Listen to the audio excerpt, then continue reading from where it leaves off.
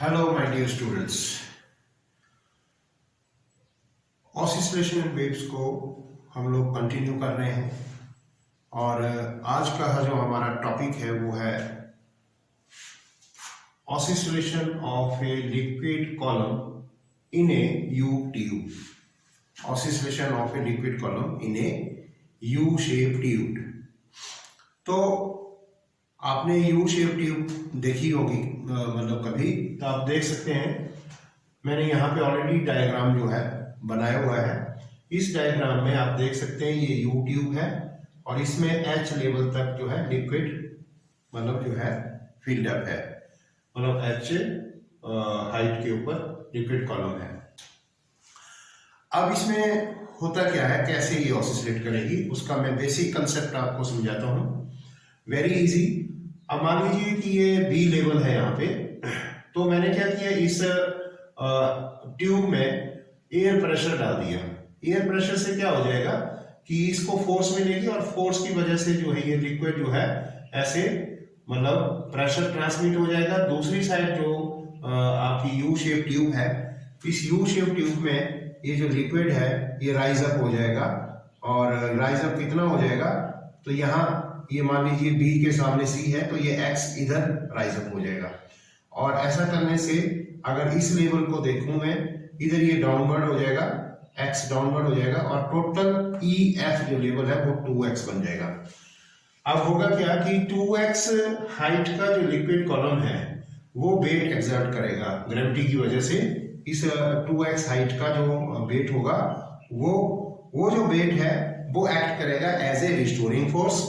और वो क्या करेगा, वेट की वजह से इस लिक्विड को फिर प्रेशर डेवलप करके फोर्स जो है देगा और लिक्विड का जो लेवल है वो इधर ऊपर चला जाएगा। तो जब इस साइड जो है इसका लिक्विड कॉलम मतलब ये जो सारा लिक्विड इधर चला जाएगा, तो सिमिलरली उसका भी वेट जो है रिस्टोरिंग फोर्स एक्ट करेगा और ये जो लिक्विड है ये इस ढंग से ऊपर नीचे ऑसिलेट करेगा। ये आप कभी देखना यू शेप ट्यूब में ऐसा होता है। तो जब ये लिक्विड ऐसे ऑसिलेट करेगा अबाउट मेन पोजीशन, अपनी मेन पोजीशन के अबाउट, तो फिर ये लिक्विड कॉलम भी यू शेप ट्यूब में क्या करेगा, सिंपल हार्मोनिक मोशन एग्जीक्यूट करेगा। तो बहुत आसान है ये टॉपिक। तो लेट अस करते हैं मैथमेटिकली इसको किस ढंग से हम लोग जो है इसका टाइम पीरियड निकालेंगे और ये भी प्रूव करेंगे कि जो इसका ऑसिलेशन है उसका जो एक्सेलरेशन है वो डायरेक्टली प्रोपोर्शनल टू जब मतलब डिस्प्लेसमेंट के होता है, तो उस वक्त हम कह सकते हैं कि ये जो मोशन है इसका ऑसिलेटरी मोशन जो है वो सिंपल हार्मोनिक मोशन होता है। तो लेट अस कंसीडर, तो लेट मैं ले लेता हूं ये जो हाइट है, ये हाइट ले लेते हैं h is equal to height of liquid column, height of liquid column.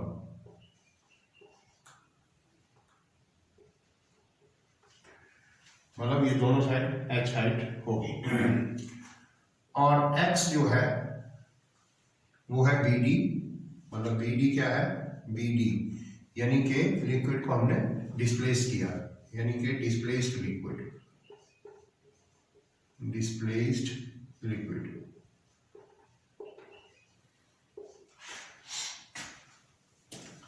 अब जो ये मतलब डिस्प्लेस्ड लिक्विड हो गया, अब इस साइड जो है ये कितना हो गया लिक्विड कॉलम, तो ये जो लिक्विड कॉलम है ये 2x जो हो गया that must be equal to EF।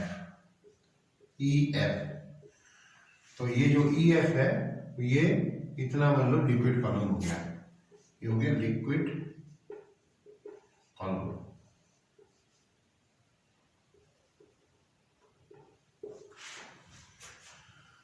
रो लेते हैं density of the liquid, density of the liquid, कोई भी लिक्विड हो उसकी डेंसिटी रो है। तो सबसे पहले हमने क्या करना है कि ये जो 2x लेंथ का लिक्विड कॉलम है इसका हम निकालते हैं मास। तो mass of liquid column, mass of liquid column 2x, mass of liquid column 2x का लिक्विड कॉलम का जो मास होगा वो कितना होगा? वो होगा भाई A is the area of cross section इसका, और इंटू 2x ये हो गई लिक्विड कॉलम की लेंथ। अगर मैं एरिया ऑफ क्रॉस सेक्शन से मल्टीप्लाई करूं तो ये हो जाएगा वॉल्यूम, ठीक है। तो वॉल्यूम को अगर मैं डेंसिटी से मल्टीप्लाई करूं तो इतना हो जाएगा मास। तो A into 2x into rho, where A क्या है? तो A जो है एरिया ऑफ क्रॉस सेक्शन है। तो इसको मैं यहां लिख सकता हूं, A is equal to area of cross section of tube.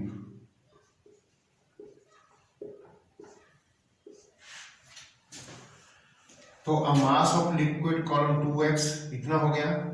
तो मैं अब वेट निकालता हूं। तो वेट ऑफ लिक्विड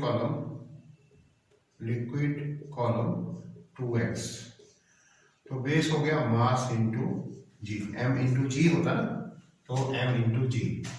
तो m इंटू जी क्या हो गया? मास तो हो गया A into 2x into rho into g, ये हो गया वेट। अब ये जो वेट होगा, वेट मैंने आपको बताया था, इस लिक्विड कॉलम का जो वेट होगा वही रिस्टोरिंग फोर्स मतलब जो है प्रोड्यूस करेगा। तो यहां लिखेंगे this weight W will provide the restoring force. तो that will be minus restoring force. तो restoring force that is F। यानी कहने का मतलब ये हो गया कि restoring force F must be equal to minus W, और which is equal to minus W की वैल्यू है A into 2x into rho into g. तो ये हो गया आपका वेट। किसका वेट हो गया? ये जो 2x लेंथ का जो लिक्विड कॉलम है उसका मतलब जो है ये वेट हो गया, और वो रिस्टोरिंग फोर्स के इक्वल हो गया। अब मैं थोड़ा सा इसको डिलीट करता हूं, ठीक है, इसको भी डिलीट कर लेता हूं। अब देखिए, but Newton second law of motion, Newton second law of motion क्या होता है? F is equal to ma mass into acceleration, ये और acceleration must be equal to F divided by m, ठीक है। अब हमने मास निकालना है टोटल लिक्विड का। तो मास ऑफ लिक्विड कॉलम, ध्यान से करिएगा, mass of liquid column that will be m which must be equal to area of cross section, ये एरिया ऑफ क्रॉस सेक्शन हो गया, into 2h total height of the liquid. देखिए 2h क्यों लिखा मैंने? एक h इधर है, उतनी दूसरी साइड है, तो 2h लिखना है आपको। तो into mass of liquid column क्या हो गया? ये हो गया वॉल्यूम इनटू डेंसिटी, ये हो गया भाई mass of the liquid column. Total mass of liquid कितना हुआ? ये हुआ इतना, ठीक है। तो अब हम क्या करेंगे? अब जो हम करेंगे वो हो गया एक्सेलरेशन निकालते हैं। तो therefore acceleration A is equal to restoring force हमारे पास है minus A into 2x rho into g. Okay, ये हो गई रिस्टोरिंग फोर्स, ये हम पहले ही निकाल चुके हैं। डिवाइडेड बाय मास, अब मास कितना है, a divided by 2h into rho, ये हो गया आपका एक्सेलरेशन। तो अब देखो, ए से मैंने ए कैंसिल कर दिया और 2 से मैंने 2 कैंसिल कर दिया, रो से मैंने ये कैंसिल कर दिया, तो एक्सेलरेशन जो आ गया माइनस जी ओवर एच, और ये एक्स रहा ये सब काट के आपके पास acceleration a is equal to minus g over h और एक्स। बट अब देखो भाई, ये जो है ये है कांस्टेंट। क्यों है कांस्टेंट? क्योंकि acceleration due to gravity constant, height of the liquid column ये भी कांस्टेंट, इसलिए ये कांस्टेंट है। तो फिर जब ये कांस्टेंट है तो क्या हो गया, acceleration is directly proportional to minus x. मतलब उस वक्त क्या हो गया, ये जो इक्वेशन है बन गई acceleration is directly proportional to minus x. और इसका मतलब ये हुआ कि जब acceleration directly proportional to displacement होता है, और उस टाइप के मोशन को क्या बोलते हैं हम, सिंपल हार्मोनिक मोशन। तो this is simple harmonic motion, ये सिंपल हार्मोनिक मोशन हो गया। अब हमें क्या करना है, टाइम पीरियड निकालना है। तो टाइम पीरियड कितना होता है वो मैंने आपको बताया था, 2 pi under the root x displacement divided by acceleration. तो वो हम यहां से निकाल सकते हैं। टाइम पीरियड बहुत आसान है। तो time period t is equal to 2 pi, तो अंडर द रूट ये x हो गया। अब a कितना था, a जो है आपने लिखा, a था हमारे पास g over h into x, तो x से x कट गया, तो ये आ गया 2 pi under the root, h ऊपर चला जाएगा, h ओवर g। तो finally time period of the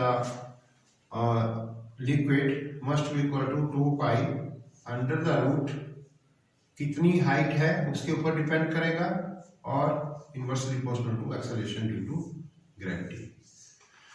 तो ये था हमारा आज का टॉपिक, और लास्ट टॉपिक है ऑसिलेशन एंड वेव्स का।